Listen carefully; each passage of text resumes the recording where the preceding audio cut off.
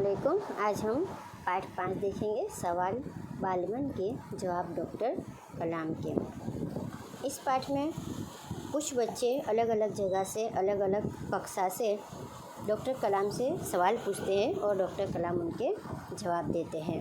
ऊपर के पैराग्राफ में लिखा है कि प्रश्नोत्तर शैली में प्रस्तुत यह साक्षात्कार डॉक्टर अब्दुल पाकिर जैनुल आबिदीन अब्दुल कलाम से बच्चों की बातचीत पर आधारित है। यानी कि यह पाठ अब्दुल कलाम, जिनका पूरा नाम है अब्दुल पाकिर जैनुल आबिदीन अब्दुल कलाम, वो बच्चों से सवाल के जवाब के रूप में बात करते हैं। यह बातचीत तब संपन्न हुई थी जब डॉक्टर कलाम राष्ट्रपति पद पर आसीन थे।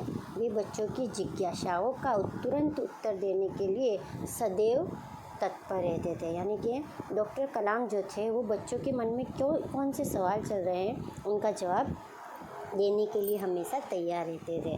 जहाँ जहाँ भी प्रश्नकर्ता लिखा है पाठ में, वो बच्चे हैं और वो डॉक्टर कलाम से सवाल करते हैं, और जहाँ भी डॉक्टर कलाम लिखा है वो डॉक्टर कलाम का जवाब है, उत्तर है। सबसे पहले है प्रश्नकर्ता आर अरविंद, कक्षा 3, सेंट मेडल स्कूल, चेन्नई। यहाँ पर स्कूल का नाम भी दिया गया है। अब आगे देखते हैं उन्होंने क्या सवाल किया है। क्या आप अपने बचपन की कोई यादगार घटना हमें सुना सकते हैं? यानी कि बच्चे का सवाल है कि आपके साथ बचपन में कोई ऐसी घटना हुई थी जो आप हमें सुना सकते हैं। तो डॉक्टर कलाम जवाब देते हैं, कक्षा 5वीं के मेरे शिक्षक श्री शिव सुब्रमण्यम अय्यर की एक बात मुझे याद है। एक दिन कक्षा में वे हमें यह बता रहे थे कि कोई पक्षी कैसे उड़ता है। उन्होंने हमें रामेश्वर के समुद्र तट पर ले जाकर इसका जीवंत उदाहरण दिया। वह ऐसी यादगार घटना थी जो मेरे मन मस्तिष्क में हमेशा के लिए बैठ गई। इसी से मुझे आगे विज्ञान पढ़ने की प्रेरणा मिली। यानी कि वो अपने बचपन की ऐसी यादगार घटना सुनाते हैं कि जब मैं स्कूल में था तब हमारे एक साइंस के वैज्ञानिक सर थे, वो हमें समुद्र तट पर ले गए थे और पक्षी कैसे उड़ते हैं वो पूरा जीवंत प्रसारण, यानी कि आँखों से अदेखा हुआ प्रसारण उन्हें बताया था। तब से ही उन्हें विज्ञान पढ़ने की प्रेरणा मिली। दूसरे प्रश्नकर्ता है सरयू मकर, कक्षा 5, वाल्मीकि नगर हिंदी माध्यम शाला, नागपुर। उनका सवाल है बचपन में हमें किस भाषा को प्रमुखता देनी चाहिए, यानी कि हमें किस मीडियम से पढ़ना चाहिए। आज की दुनिया में सभी चाहते हैं कि हमारे बच्चे इंग्लिश मीडियम में पढ़ें। अब इसका डॉक्टर कलाम का जवाब क्या है। डॉक्टर कलाम कहते हैं, मैंने स्वयं माध्यमिक शिक्षा तक की पढ़ाई अपनी मातृभाषा के माध्यम से पूरी की है। कॉलेज और उसके आगे की शिक्षा अंग्रेजी माध्यम की संस्थाओं में हुई। मेरा मानना है कि हम कॉलेज में भी माध्यम के रूप में मातृभाषा का चुनाव कर सकते हैं, क्योंकि युवा अपनी मातृभाषा में ही सोचता है, उसी में अपनी बात सहजता से कहने में सक्षम होता है। पर इससे कोई भी दो राय नहीं है कि वैश्विक स्तर पर संपर्क के लिए हमें अंग्रेजी जैसी एक संपर्क भाषा की नितांत आवश्यकता है। अब उस सवाल के जवाब में डॉक्टर कलाम कहते हैं कि उन्होंने खुद ने ही अपनी शिक्षा यानी कि 12वीं दौर तक के मातृभाषा में ही की है, बट उनको ये है कि तुम कॉलेज में भी अपनी भाषा चुन सकते हो, लेकिन अंग्रेजी भी मना नहीं है, क्योंकि तुम्हें जब बाहर जाना हो, बाहर विदेशों में किसी से बात करनी हो, तो अंग्रेजी बहुत ही आवश्यक है। तीसरे प्रश्न करता है अर्श पटेल, कक्षा 5, चंदूलाल विद्या मंदिर, मुंबई। उनका सवाल है यदि हम आपकी तरह बनना चाहें तो हमें क्या करना चाहिए। हमें उनकी तरह यानी कि डॉक्टर कलाम की तरह बनना चाहिए तो हमें क्या करना चाहिए। डॉक्टर कलाम का जवाब है, जब आप युवा अवस्था में कदम रखें तभी आपको जीवन में लक्ष्य निर्धारित कर लेना होगा। हमेशा कुछ बड़ा सोचो। जैसे ही यह अनुभूति हो कि आप आखिर बनना क्या चाहते हैं, तभी से उस दिशा में प्रयास और श्रम प्रारंभ कर दो। यानी कि जब तुम बड़े हो जाओ, 17-18 वर्ष के हो जाओ, 10वीं-12वीं में पास हो जाओ, तभी आपको निश्चय कर लेना है कि तुम्हें बड़े होकर क्या बनना है, और फिर उसी पर कार्यरत हो जाना चाहिए। और सबसे अच्छा है कि कुछ बड़ा सोचो। जैसे ही ये अनुभूति हो कि आप आखिर बनना क्या चाहते हो, तभी उस पर प्रयास और श्रम प्रारंभ कर दो।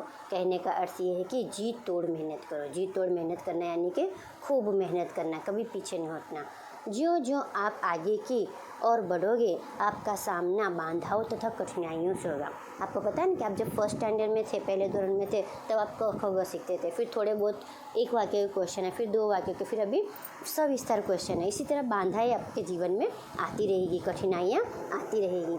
आपको अपने अंदर दृढ़ साहस पैदा करना होगा, समस्याओं को पराजित करने में महारत हासिल करनी होगी, तभी जीवन में सफल हो पाओगे। पहले ये ज़रूरी है कि आप निरंतर ज्ञान अर्जित करो, यानी ये कहते हैं कि जितनी भी कठिनाइयाँ आती है उसको तुम्हें हराना है और उसमें महारत हासिल करनी है, विजय हासिल करनी है, तभी आप जीत पाओगे। और यह ज़रूरी है कि जो भी कार्य में आप जुड़ना चाहते हैं उसका सभी जगह से आप मुआयना करके ज्ञान अर्जित कर लो। अब आगे का सवाल है जो करते हैं चिराग जैन, कक्षा 7, बॉम्बे कैम्ब्रिज अंधेरी पश्चिम मुंबई से। उनका सवाल है वह कौन सी बड़ी चुनौती है जिसका सामना हमें आज करना पड़ रहा है, यानी कि आज हम भारत में जी रहे हैं तो हमें कौन सी चुनौती का सामना करना पड़ रहा है। तो डॉक्टर कलाम का जवाब है कि भारत को सन 2020 तक एक विकसित राष्ट्र के रूप में परिवर्तित करना और देश के 1 अरब से अधिक नागरिकों के चेहरों पर मुस्कान देखना, यही राष्ट्र के समक्ष सबसे बड़ी चुनौती है। यानी कि 2020 तक के हमें 1 अरब से अधिक नागरिकों के चेहरों पर मुस्कान लानी है, बस यही हमारा एक चुनौती भरा काम है। आगे का सवाल है हर्ष चांडक, कक्षा 7, डॉक्टर एस राधाकृष्णन विद्यालय, मंडाल मुंबई। आपकी दृष्टि में साहस की परिभाषा क्या है, यानी कि साहस किसे कहते हैं, हिम्मत किसे कहते हैं। डॉक्टर कलाम का जवाब है अपनी जान की परवाह किए बिना दूसरों को संकट या आपदा यानी कि मुसीबत से बचाना ही साहस है। किसी को मुसीबत से बचाना साहस है। आगे के प्रश्न करता है तरुण पटेल, कक्षा 8, स्वामीनारायण इंडिपेंडेंट स्कूल लंदन। हम प्रवासी भारतीय मातृभूमि के प्रति गर्व की भावना कैसे विकसित करें, यानी प्रवास का जो भी है, जो आते हैं उनको भारतीय की मातृभूमि के लिए हम गर्व अनुभव कैसे कराएं। उनका जवाब है भारतीय मूल का कोई भी व्यक्ति एक बृहद भारतीय परिवार का अंग है और उसे हमारे देश की सांस्कृतिक विरासत पर गर्व है। सौभाग्य से आप लोग ऐसी स्थिति में हैं कि अपनी मातृभूमि से अच्छी तरह से जुड़े हुए हैं और यही आपके लिए गौरव की बात है, यानी कि हमारा भारत में जन्म लेना ही सबसे बड़ी हमारी गौरव की बात है। आगे के प्रश्न करता है सत्यम, कक्षा 10, जिला स्कूल मुंगेर। जो भी बच्चे आपसे मिलते हैं वे कहते हैं कि वे एक प्रसिद्ध वैज्ञानिक, इंजीनियर, डॉक्टर आदि बनना चाहते हैं, पर किसान, मजदूर और कलाकार भी किसी राष्ट्र के लिए उतने ही महत्वपूर्ण हैं। हम ऐसे ही परिवारों से आते हैं, हमारे लिए आपका क्या संदेश है। ये बच्चे का सवाल बहुत ही अच्छा है। इसने कहा है कि आज की जनरेशन में हम देखें तो कोई वैज्ञानिक, इंजीनियर और डॉक्टर बनना चाहता है, कोई मजदूर और किसान या फिर कलाकार क्यों बनना नहीं चाहता, जबकि जो भी इंजीनियर, डॉक्टर बनते हैं वो सब किसी मजदूर या किसान और या कलाकार के ही बेटे या बेटियां होती है। तो डॉक्टर कलाम कहते हैं किसान, मजदूर, कलाकार और दस्तकार ये सभी हमारे राष्ट्र के अभिन्न अंग हैं, यानी कि एक अलग से अंग है। राष्ट्र निर्माण में हमें उन सभी की सेवाओं की समान रूप से दरकार है। आप सभी को चाहिए कि अपने अपने क्षेत्र में खूब उन्नति करो, यानी कि जो भी जहाँ से आया है वो उसी से पढ़ाई करके आगे की ओर बढ़े। आगे का सवाल है रोहित चतुर्वेदी, कक्षा 11, इस्लामिया इंटर कॉलेज, इटावा। आप कहते हैं कि भारत 2020 तक विकसित राष्ट्र बन जाएगा, पर निरंतर बढ़ती जनसंख्या और बेरोजगारी से संभव होने देगी। यानी कि इनका सवाल है कि आप कहते हो कि 2020 में भारत एक विकसित देश बन जाएगा, लेकिन बढ़ती जाती जनसंख्या बराबर और साथ ही साथ बेरोजगारी, तो क्या वो विकसित राष्ट्र बनने देगी। डॉक्टर कलाम कहते हैं विकास स्वयं जनसंख्या वृद्धि को रोकने की अचूक औषधि है। इसमें जन शिक्षा, विशेषकर स्त्री शिक्षा की बात भी सम्मिलित है। यानी जिस तरह तुम विकास करते जाओगे उसी तरह जनसंख्या रोकी जाएगी और सबसे पहले स्त्री को शिक्षित करना होगा। इससे छोटा परिवार सुखी परिवार की मान्यता को बल मिलता है। भारत 2020 का मिशन यहाँ के युवाओं को रोजगार के पर्याप्त अवसर सुलभ कराएगा। ग्रामीण क्षेत्रों में बड़ी संख्या में उद्योग धंधे स्थापित किए जाएंगे, जिससे उन क्षेत्रों में रोजगार के प्रचुर अवसर पैदा होंगे। यानी कि 2020 में जब आप स्त्री को शिक्षा तक ले जाओगे, इससे एक सूत्र जाहिर हो जाएगा कि छोटा परिवार सुखी परिवार, और उससे ही आपको रोजगारी भी मिलेगी और सभी देशों में धंधे भी स्थापित किए जाएंगे। आगे का प्रश्न करता है जो लास्ट है, अर्श मेहता, कक्षा 12, तेजस हाई स्कूल, बड़ौदा। आपको ऐसा क्यों लगता है कि 2020 तक भारत विकसित राष्ट्र बन जाएगा? अब ऐसा क्यों लगता है? जवाब है, भारत की जनसंख्या 1 अरब से अधिक है। इसमें 54 करोड़ लोग 25 वर्ष से कम आयु के हैं। ये हमारी राष्ट्रीय शक्ति है, यानी कि जितने 54 करोड़ लोग इस देश में बसते हैं और उसमें से 25 वर्ष से कम आयु के हैं, तो ये सब कम आयु के बच्चे हैं, वही अपने देश को आगे ले जा सकते हैं। भारत को 2020 तक विकसित राष्ट्र में परिवर्तन करने के लिए हमारे पास प्रचुर प्राकृतिक संसाधनों के साथ ही सुनियोजित खाका भी उपलब्ध है। 54 करोड़ युवाओं के विचारों की एकता निश्चय ही इसे विकसित राष्ट्र में परिवर्तन करने में सफल होगी।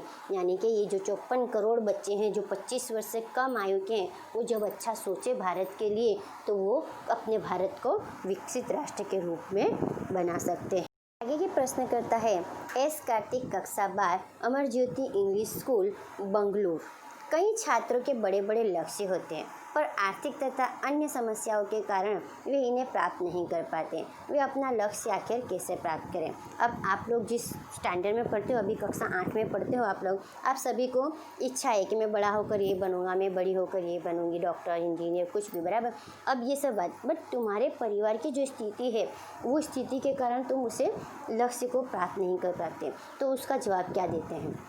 डॉक्टर कलाम कहते हैं कि स्कूल में पढ़ाई में अच्छा प्रदर्शन करने पर छात्रवृत्ति प्राप्त होगी, साथ ही उस शिक्षा के लिए बैंकों से ऋण लेने हेतु पात्रता भी बनेगी। जीवन में ऊंचा लक्ष्य निर्धारित करने पर बाधाएं तो आती ही हैं, हमें कठोर परिश्रम और उत्कृष्ट कार्यों में इन्हें पराजित करना होगा। विघ्न बाधाओं से व्यक्ति को पराजित नहीं होना चाहिए। वो अब्दुल कलाम कहते हैं कि अगर आप अपनी पढ़ाई में ज़्यादा ध्यान दोगे और अच्छे परसेंटेज लाओगे तो आपको गवर्नमेंट स्कॉलरशिप देगी, छात्रवृत्ति यानी कि स्कॉलरशिप। और साथ ही साथ अगर उच्च शिक्षा प्राप्त करनी होगी, डॉक्टर या इंजीनियर बनना होगा, तो आप अपने अच्छे रिजल्ट को वहाँ पर सबमिट करोगे तो बैंक आपको वहाँ पर से लोन भी देगी। और कुछ कुछ बाधाएं तो आती ही रहती है, जिससे हमें कठोर परिश्रम कर उसे दूर करना चाहिए।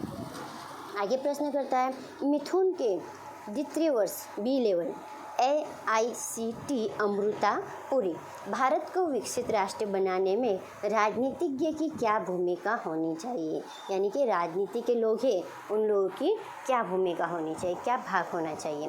डॉक्टर कलाम का जवाब है जिम्मेदार राजनीतिज्ञ दूरदर्शितापूर्ण नीतियाँ बनाता है।